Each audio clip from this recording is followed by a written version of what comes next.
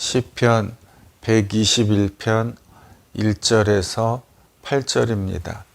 내가 산을 향하여 눈을 들리라. 나의 도움이 어디서 올까? 나의 도움은 천지를 지으신 여호와에게서로다. 여호와께서 너를 실족치 아니하게 하시며 너를 지키시는 이가 졸지 아니하시리로다. 이스라엘을 지키시는 이는 졸지도 아니하시고 주무시지도 아니하시리로다. 여호와는 너를 지키시는 이시라. 여호와께서 너의 오른쪽에서 너의 그늘이 되시나니 낮의 해가 너를 상하지 아니하며 밤의 달도 너를 해치지 아니하리로다. 여호와께서 너를 지켜 모든 환난을 면하게 하시며 또 너의 영혼을 지키시리로다. 여호와께서 너의 출입을 지금부터 영원까지 지키시리로다. 아멘. 오늘 말씀의 제목은 주는 나를 기르시는 목자입니다. 여러분은 도움을 누구에게 받고 있습니까? 어려서는 부모님한테 도움을 받았을 것이고, 자라서는 독립을 했지만 최소한 지인들에게 은행의 도움을 받기도 하겠고, 그리고 키다리 아저씨가 가끔 나타나서 나에게 도움을 주기도 하고, 하지만 이러한 육신의 도움은 한계가 있겠죠? 나의 도움이 하나님께로부터 옵니다 라고 고백하는 여러분들에게 복이 있으시기를 바랍니다. 이 이스라엘 사람들은 산에 하나님이 계시다고 믿었습니다. 그래서 산을 향해 늘 눈을 들어 봤습니다. 아, 하나님이 산에 계시는구나. 산에 하나님이 계시니 하나님 나를 도와주시옵소서. 일하다가 적과 싸우다가 힘이 들 때마다 산을 바라보고 하나님 나를 도와주시옵소서 하면서 하나님께 도움을 구했습니다. 나를 구원하신 하나님, 나의 목자 되신 하나님을 바라봐서 나의 도움이 하나님께로부터 온다. 하나님 나를 도와주시옵소서. 날마다 순간마다 주님의 도움을 구하시는 겸손한 우리가 되시기를 바랍니다.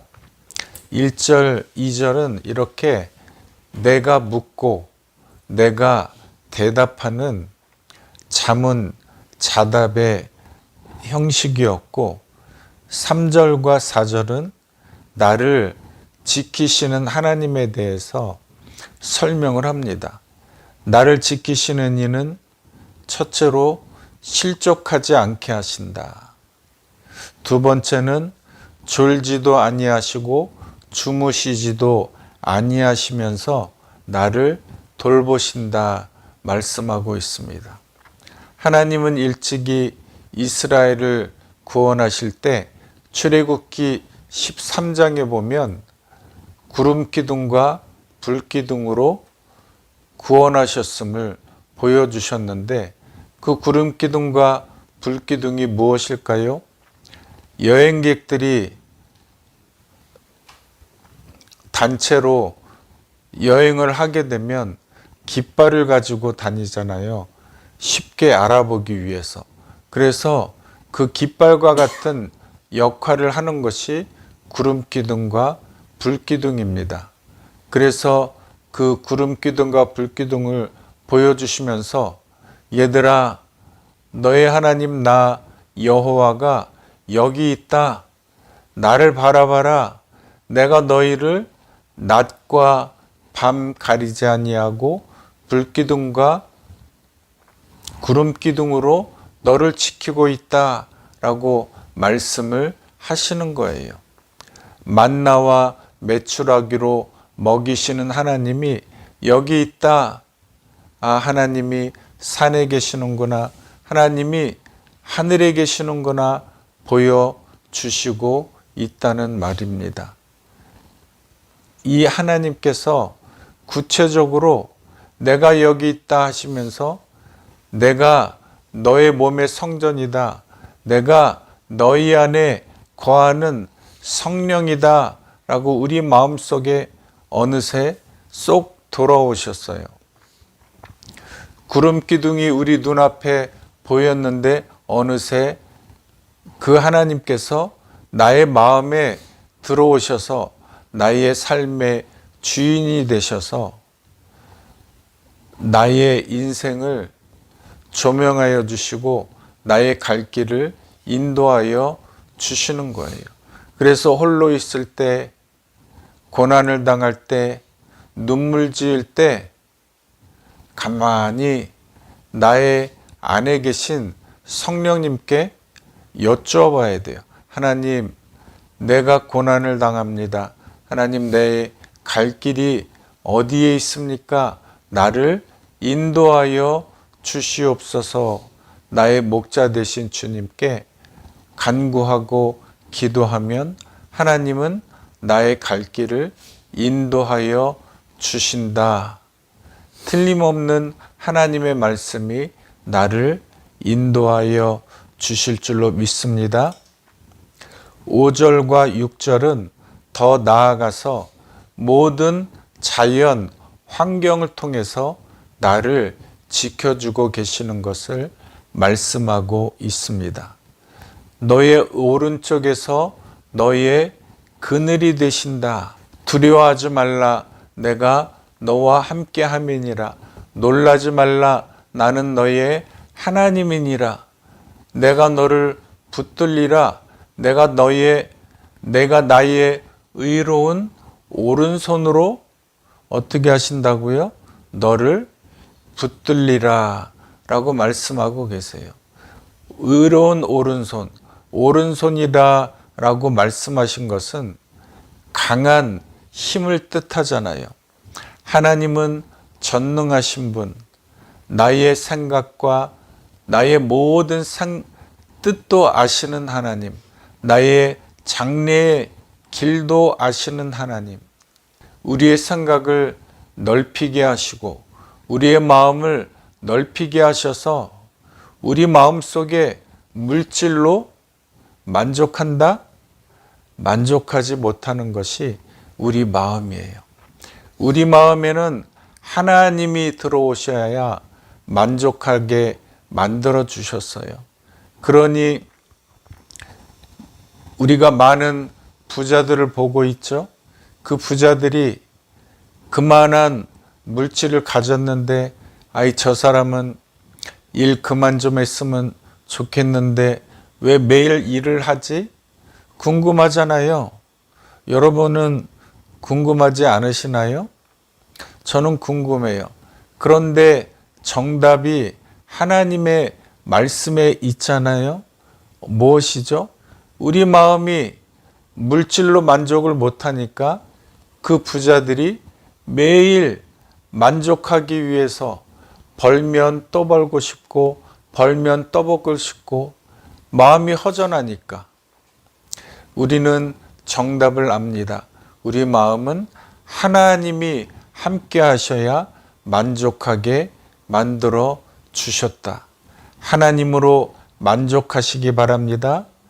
우리에게 주기도문을 주셔서 일용할 양식을 말씀하신 것은 매일매일 하루 세 끼 먹는 것으로 만족해라 말씀하시는 것이죠. 히브리서 13장에 보면 물질을 있는 바로 족하게 여기라 말씀하고 계세요. 일용할 양식을 주셔서 감사한데 그 위에 벌어들이는 것은 덤으로 주셨다라고 생각하면 우리 마음이 만족하지 않겠습니까? 제가 몸이 다치고 보니까 이 손으로 움직이는 것, 발로 걸어 다니는 것이 일용할 양식이다 라고 생각을 했습니다. 우리에게 육신의 일용할 양식을 주셔서 손으로 움직이고 발로 걸어 다니고 내가 원하는 데는 어디든지 갈 수 있게 하신 몸을 주신 하나님, 이것이 몸의 일용할 양식이다. 그렇게 생각하면 여러분 얼마나 만족할 만한 일용할 양식을 주셨습니까? 매일매일 하나님께서 주신 일용할 양식에 감사가 넘치는 복된 여러분들 되시기를 바랍니다. 주님이 곧 길이요 진리요 생명이십니다. 주님으로 만족하지 못하는 사람이 어디에 가서 만족할 수 있겠습니까? 주님의 길에 잘 들어서는 자가 복이 있습니다. 진리 대신 예수님을 날마다 알아가는 자가 복이 있습니다. 또 내 생명이 천국에 있는 자가 복이 있습니다. 여러분의 생명이 천국에 있는 자, 하나님이 나의 생명을 지켜주시는 자, 그 사람이 복된 사람인 줄 믿습니다. 여호와는 나의 목자이십니다. 주님을 잘 따라가야 꼴을 먹고 만나를 먹게 됩니다. 주님을 잘 따라가지 않으면서 주님을 내 마음에 모시고 살아가지 않으면서 꼴이 만나가 떨어지기를 바라는 사람, 그 사람은 욕심장이죠. 하나님의 뜻을 존중하지 않는데 물질은 받고 싶어하고 하나님을 따라가며 순종하는 자가 만나를 먹게 되는 것이 진리의 법칙입니다. 주님은 양인 내가 복이 되기를 원하십니다. 이 모든 말씀이 믿어지는 것이 복이죠. 예수 그리스도의 군사는 어떤 역할을 합니까? 군사로 모집된 자는 자기 일에 얽매이는 자가 없나니 이는 군사로 모집된 일을 기쁘게 하려 함이라 라고 말씀하고 계세요. 우리는 예수 그리스도의 군사가 되는 복을 받았는데 주님이 나를 쓰시고자 하면 즉시 순종해야 돼요. 왜? 나는 예수 그리스도께서 십자가의 보혈로 나를 값주고 사셨기 때문에 주님 나를 사용하신다면 내가 주님의 뜻을 따르겠나이다 하면서 순종하며 가야 되는 것이 우리의 사명이다. 하나님은 예수 그리스도를 세상 죄를 지고 가는 어린 양으로 보내주셨고 온 세상의 목자로 보내주셨습니다. 하나님의 아들 예수님, 나의 목자 되신 예수님의 하는 일이 무엇일까요? 첫째는 목자는 밤새도록 양을 지킵니다. 양을 지키는 모습을 묘사한 것이 창세기 31장 40절에 야곱의 예를 들어서 말씀하고 계세요. 내가 이와 같이 낮에는 더위와 그리고 밤에는 추위를 무릅쓰고 눈을 붙일 겨를도 없이 밤새도록 양을 지키었나이다. 하나님은 우리를 눈 붙일 겨를 없이 졸지도 아니하시고 주무시지도 아니하시면서 나를 지키시는 하나님이세요. 창세기 1장에 보면 천지를 창조하시면서 첫째 날 밤이 되고 그리고 아침이 되니 이는 첫째 날이니라 말씀하시고, 두 번째 날에도 저녁이 되고 아침이 되니 이는 둘째 날이니라 말씀하셨어요. 우리의 시간은 아침이 시작, 저녁이 끝이지만 하나님의 시간은 저녁이 시작이고 아침이 끝이에요. 이스라엘의 시간이 우리의 시간과 다르잖아요. 그러니까 무슨 말씀을 하시느냐? 하나님은 우리가 밤에 잘 때 하나님의 시간이 시작되어서 우리가 근심하는 것, 우리가 필요로 하는 것을 공급해 주시는 분이다. 여러분이 잠을 잘 때 하나님께 기도하고 주무세요. 그러면 내가 기도한 내용을 하나님이 밤새 역사하셔서 아침이 되면 나의 기도가 응답이 되어 나의 앞에 배달이 되어 나타나게 된다. 하나님께 특히 아침에도 기도하지만 밤에 특별히 더 기도하고 나의 기도 내용을 필요한 제목을 구체적으로 하나님께 아뢰어서 날마다 응답을 받는 복된 여러분들 되시기를 바랍니다. 또 하나는 사무엘상 17장 34절에 다윗이 양을 지키는 모습을 보여주세요. 주의 종이 아버지의 양을 칠 때에 사자나 곰이 와서 양을 물어가면 내가 쫓아가서 그 입에서 새끼를 건져내었고, 그것이 일어나 나를 만약에 해하고자 하면 내가 그 수염을 붙들고 그것을 쳐 죽였나이다. 내가 나의 짐승 양떼를 쳐 죽였으니 하나님은 오죽하시겠나? 하나님은 나를 사랑하시고 나의 외아들을 보내서 너를 값주고 샀는데, 양떼도 이렇게 지키는데 하나님이 나를 존귀히 여기시고 나를 값주고 사셨는데 하나님이 나를 안 지키실까? 이러한 자신감이 다윗에게 있으니까 다윗이 골리앗도 두려워하지 않더라 하는 것이죠. 세 번째는 직접 하나님께서 우리를 어떻게 돌보시는지를 신명기 32장 10절에 말씀하고 계십니다. 여호와께서 황무지에서 그리고 짐승이 부르짖는 광야에서 우리를 어떻게 하십니까? 만나주시고 호유해 주시고 보호해 주시고 눈동자같이 지켜주시는데, 그것으로 끝나는 것이 아니라 새끼들 위에 보금자리를 어지럽게 한대요. 너는 둥지 안에서 편안하게 내가 주는 먹이를 먹고만 있는 것이 아니라 너는 하늘의 제왕 독수리다.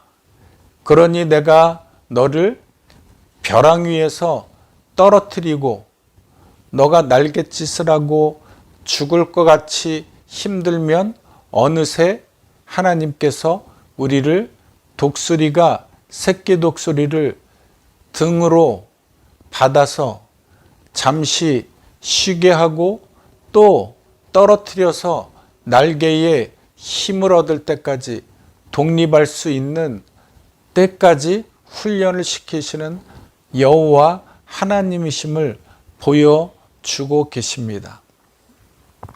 하나님이 만나주시고 보호해 주시고 호유하시고 눈동자같이 지키심을 믿어 의심하지 않는 복된 성도들 되시기를 바랍니다. 두 번째, 목자가 하는 일은 목자는 양을 돌본다.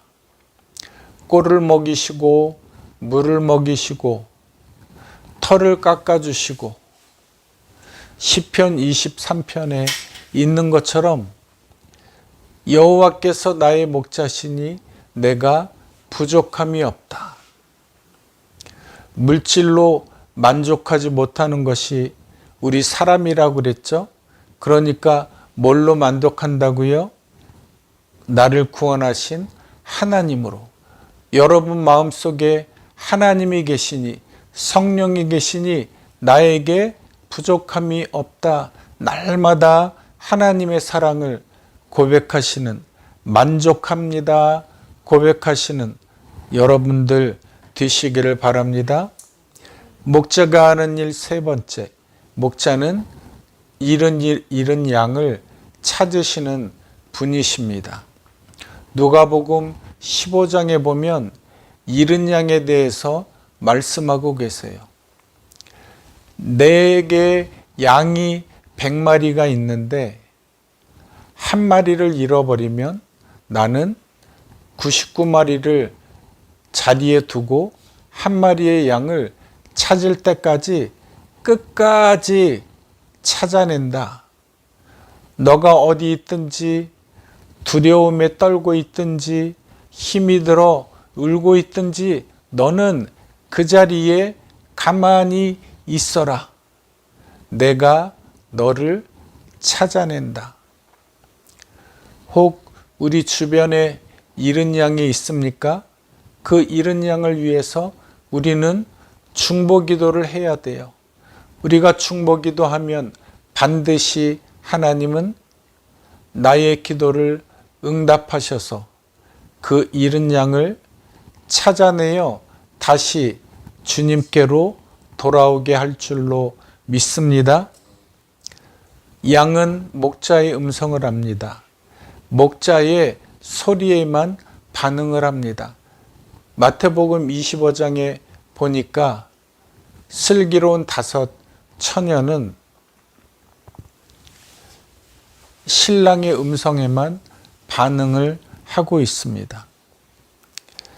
주님, 우리에게 분별력을 주셔서 하나님의 음성만 따라서 살게 하시옵소서. 8절에 있는 것처럼 우리의 출입을 지금부터 영원까지 지켜주시옵소서. 여호와 하나님은 나의 목자이십니다. 나의 도움은 하나님께로부터 옵니다. 날마다 이 고백이 여러분들에게 있어서 여러분들의 하시는 모든 일이 형통하게 되는 하나님께로부터 복이 나와 그 고백을 많은 이들에게 간증하는 복된 성도들이 되시기를 주님의 이름으로 축원합니다.